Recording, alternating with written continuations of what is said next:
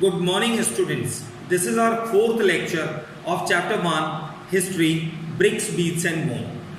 Today we discuss topic 4 and 5 of this chapter. For this discussion, you have to open page number 9 of your book, where you got heading 4 Tracking Social Differences, which is subdivided into 4.1 Burials and 4.2 Looking for Luxuries, and heading 5 Finding about Craft Production.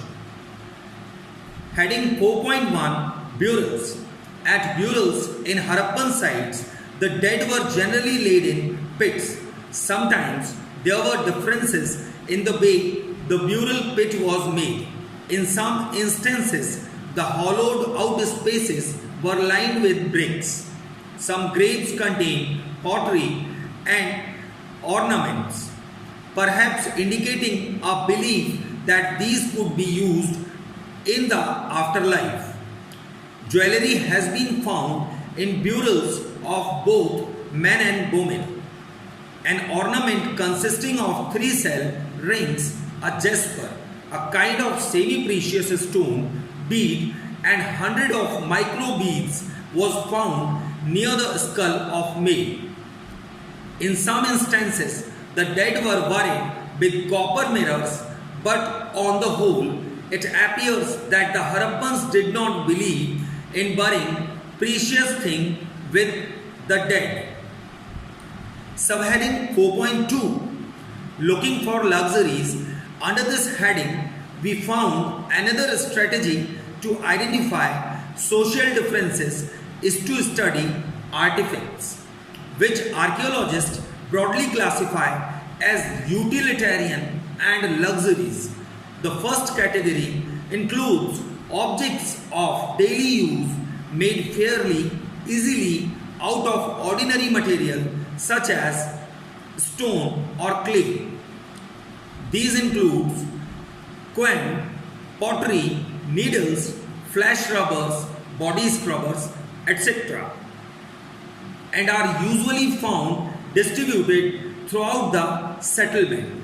Little pots of faience were probably considered precious because they were difficult to make. Faience is a material made of ground sand or silica mixed with color and gum and then baked or fired. If we study the distribution of such artifacts, we find that rare objects made of valuable material are generally concentrated in large settlements like Mohenjo-daro and Harappa, and are rarely found in the smaller settlement. For example, miniature pots of faience, perhaps used as perfume bottles, are found mostly in Mohenjo-daro and Harappa, and there are none from small settlement like Kalibangam. Gold too was rare. All the gold jewelry found at Harappan sites was recovered from hoards. Hoards are objects kept carefully by people, often inside containers such as pots.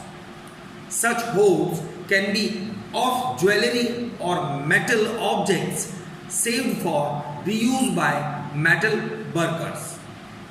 Students, topic 5, Finding out about craft production, is related to craft production of Harappan peoples.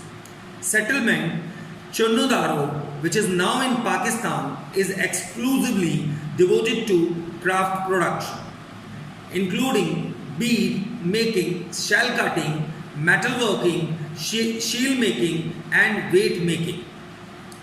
The variety of materials used to make beads is remarkable.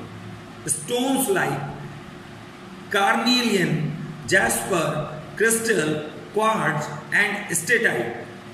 Metals like copper, bronze and gold, and shell, faience and terracotta or burnt clay.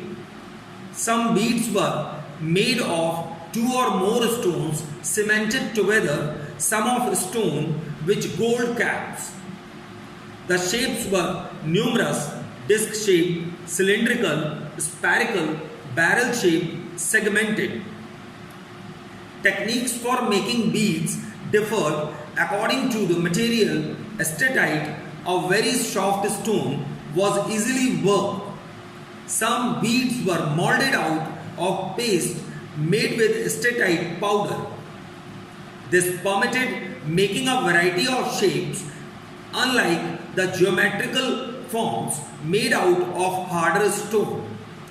Specialized drills have been found at Chunadaru, Lothal, and more recently at Dholavira. Settlements like Nageshwar and Balakot were specialized center for making shell objects, including bangles, ladies, ladles, and inlay, which were taken to other settlements.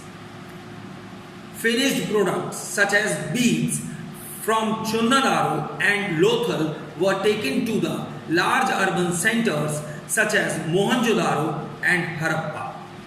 Craft production was also undertaken in large cities such as Mohenjo-daro and Harappa.